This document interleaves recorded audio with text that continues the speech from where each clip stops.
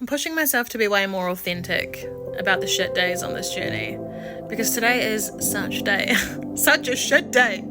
And yes, the eclipse energies always mess me up. The full moon vibes are just, but I just feel so exhausted and depleted and sad. I woke up this morning, I meditated, I had a huge cry.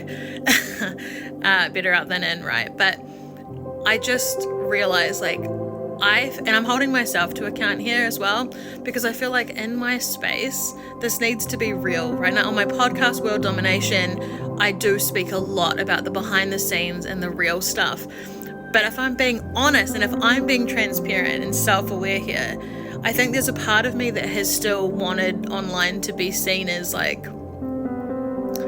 together, you know, like I've got my shit together and whatever. And I'm realizing now that actually, as much as I have shared a little bit of that stuff, I've still been holding myself back. And the reason why is because it's been a learned habit for a really long time that I've always been the one to look after myself.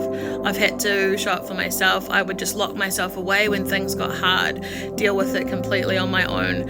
As a kid, that's what I learned how to do. I didn't have anyone to meet my needs. I learned how to fend for myself. And so as an adult, even in business, even in this space where we speak so much about this stuff and the journey and the process, there's been a little part of me that's still been holding back. And so here I am, right?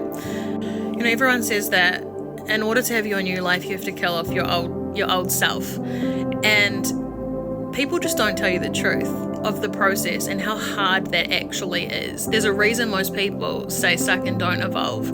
Because, well, today, okay, I feel sad, I feel drained, I feel depleted. I'm going to take an entire day to watch Grey's Anatomy and cuddle my cats and light my fire and just be cozy and be an absolute sloth because I need it for myself. There are just not enough people being honest. The way that we navigate the hurt, the pain, the disappointment, the moments of feeling so defeated and depleted and in despair, this is going to dictate how we come out of it. And so this is your permission slip to feel what's really there.